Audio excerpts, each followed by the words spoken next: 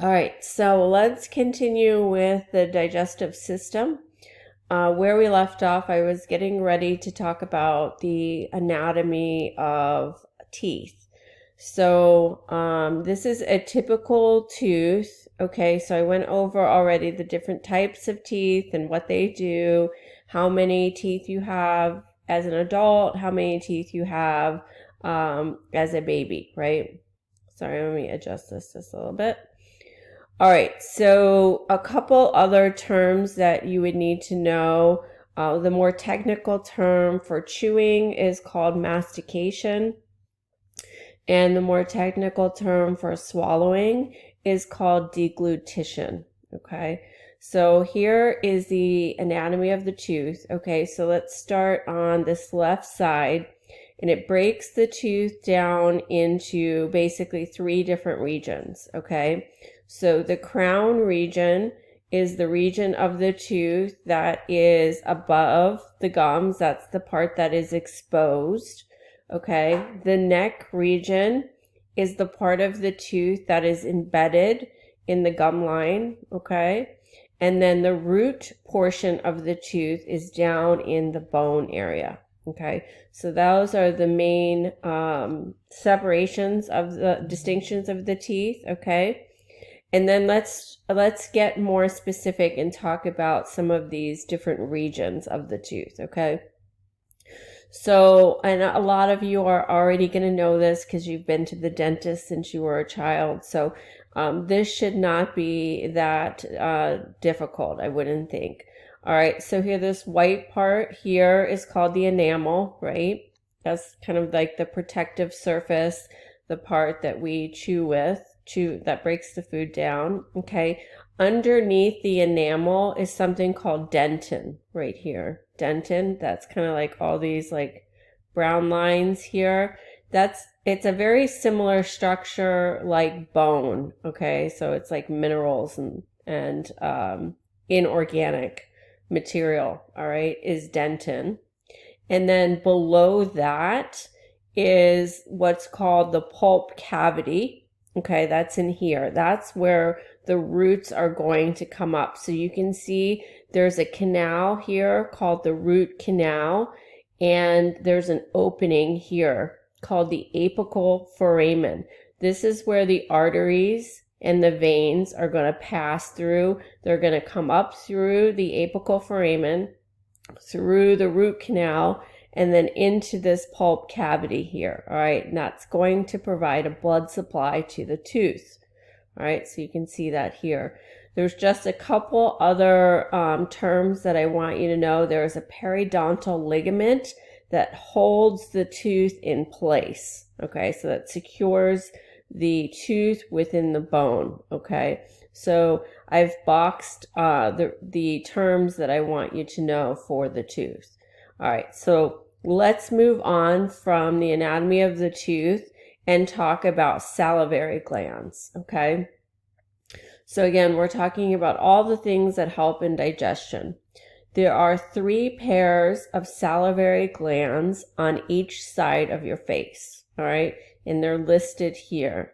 All right, the biggest salivary gland is called the parotid salivary gland. On the next slide, I'll go over and tell you what these salivary glands secrete. But here's the parotid salivary gland. Okay, it's like on the side of the face, kind of located by the ear here. In this zygomatic arch, remember the zygomatic arch, your cheekbone? That's kind of where the parotid salivary gland is. All right, the other 2 salivary glands, the names kind of tell you where they are located. All right, here's a sublingual salivary gland.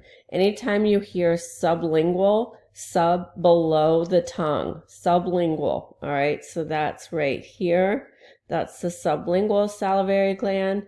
And then there's the submandibular salivary gland. Again, it's telling you exactly where it is. It's kind of right below the mandible. So here it is right here. So those are the 3 salivary glands. And they all produce saliva, but they have different properties to them. So this next slide kind of summarizes what those salivary glands secrete. All right. So the parotid glands produce a watery secretion containing salivary amylase. Salivary amylase is going to break down starches or carbohydrates, okay? The sublingual glands produce more of a mucus rather than like a thinner saliva. It's more of a mucus, so it's thicker, that acts as a buffer and a lubricant for food. Okay, that's going to help us swallow the food. And then the submandibular glands secrete mucins. Mucins are like a mucus, and this will help reduce infection, and it forms like a gel-like substance to aid in swallowing. And this gland also secretes salivary amylase. Again, salivary amylase breaks down starches or carbohydrates. All right, so we've dealt with the oral cavity, all right, the mouth. Now we're going to move to the back of the throat and the esophagus. So the pharynx, that's the back of the throat, and then the esophagus. All right, so the pharynx is the common passageway for food and liquid, okay? And there are different regions to the pharynx, which I'm going to show you on the next slide, okay? There's a region called the nasopharynx, the oropharynx, and the laryngopharynx. And these names kind of describe where they're located. All right, so let me show you what that looks like here. All right, so here is the pharynx. Again, that's the back of the throat. Right here, here's the tongue, here's the nasal cavity here.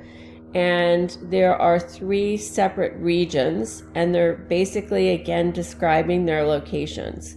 All right, so the nasopharynx is residing at the back of the nasal cavity. Here's the nasal cavity here.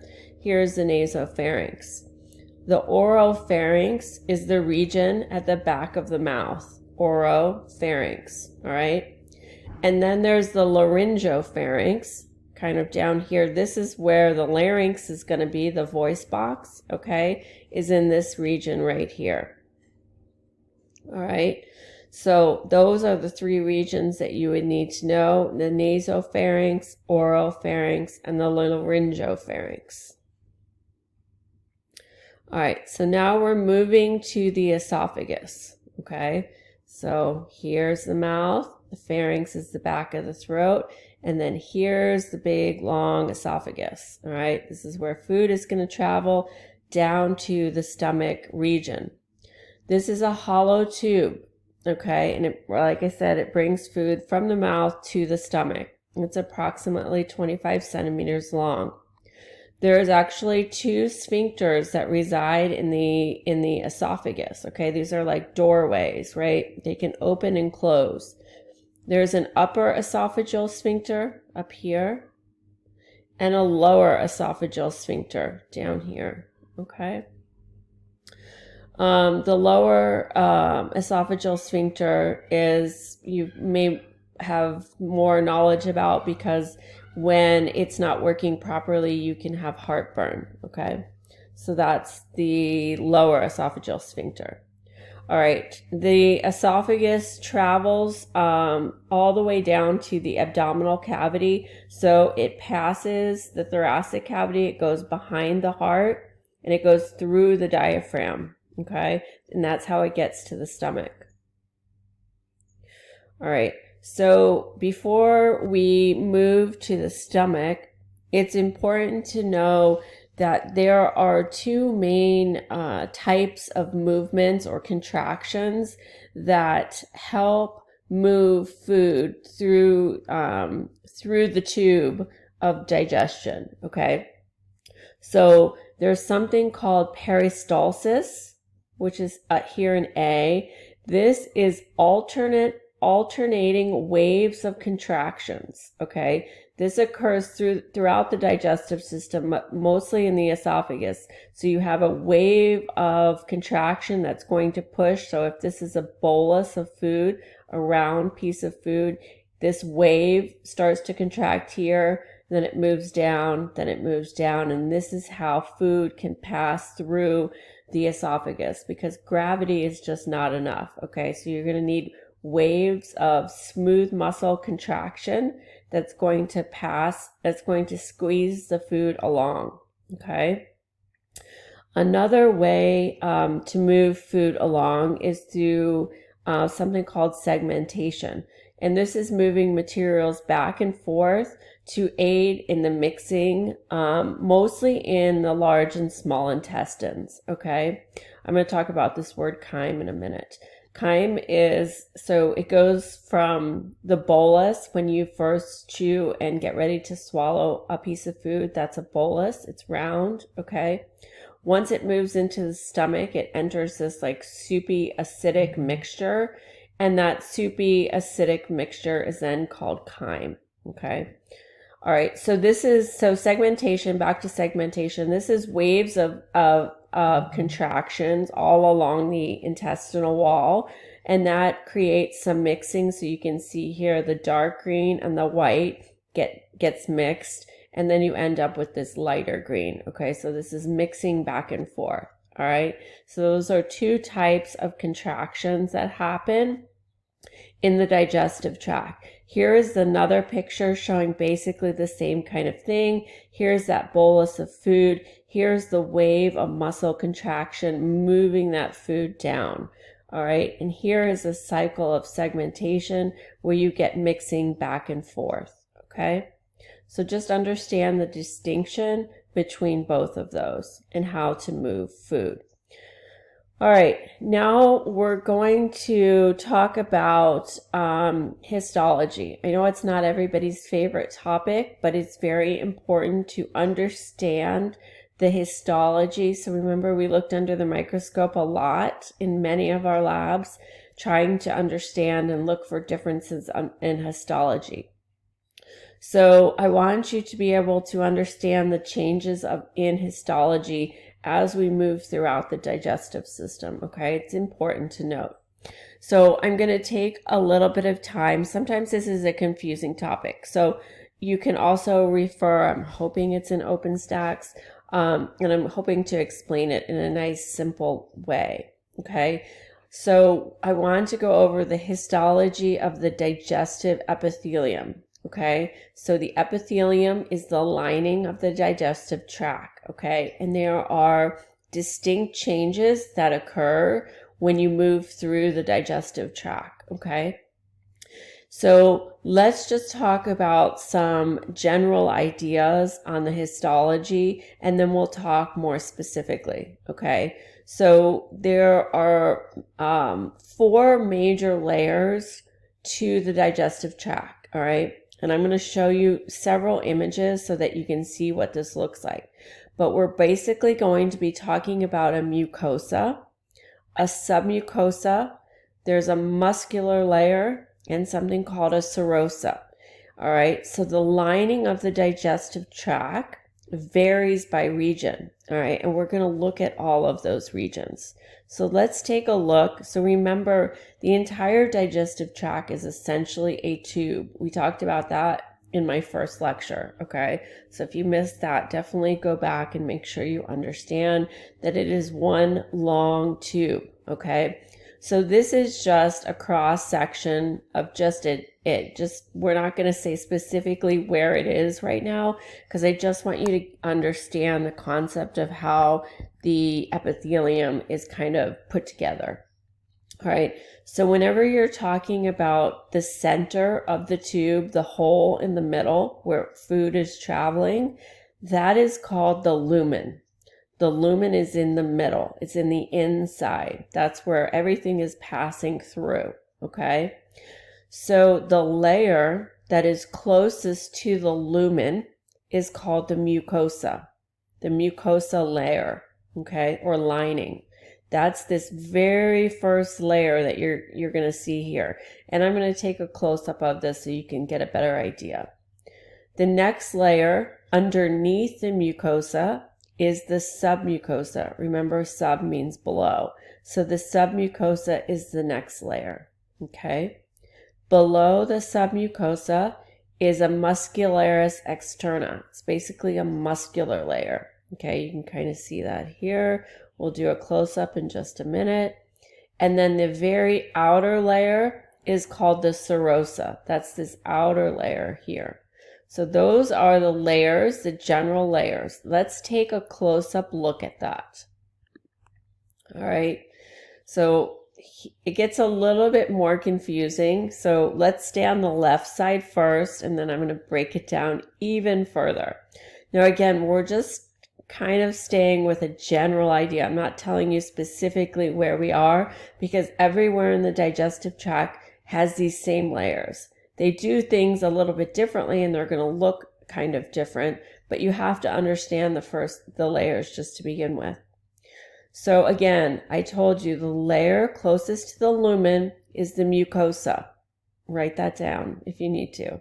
That's this top layer here. Below the mucosa is something called the submucosa. You can see some arteries and veins here too, right?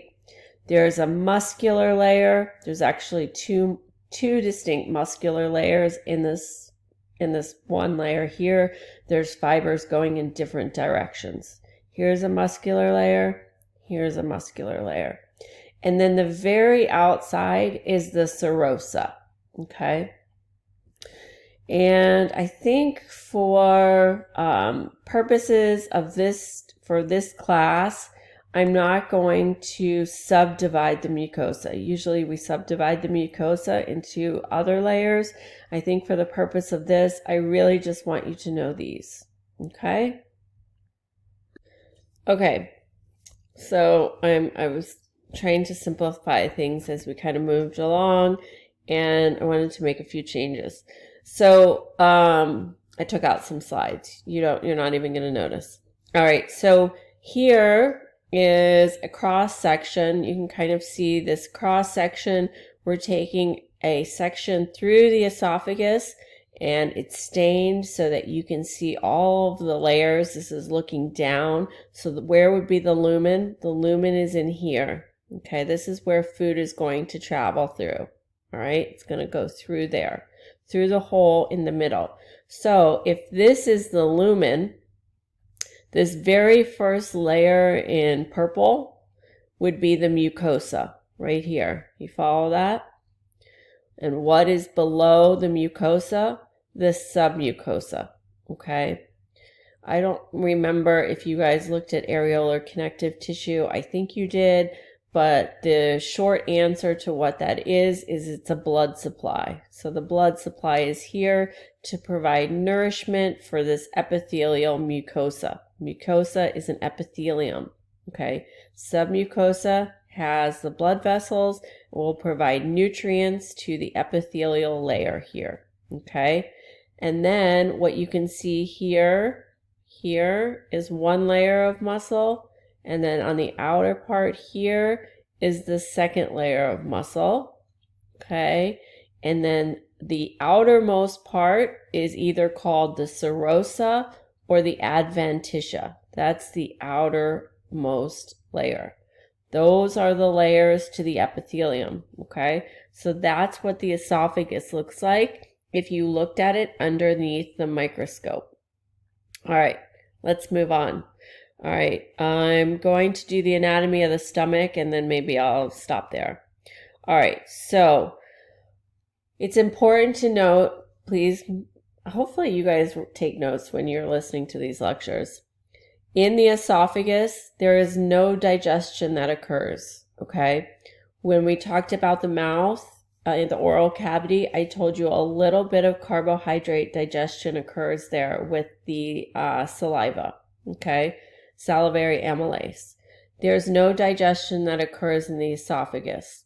There's also no digestion that really occurs except for proteins in the stomach, okay? So let's talk about the stomach now. What is the role? So we know that in the stomach, very importantly, the pH drops very low to like pH 1.5, 1 to 2. It's really very low.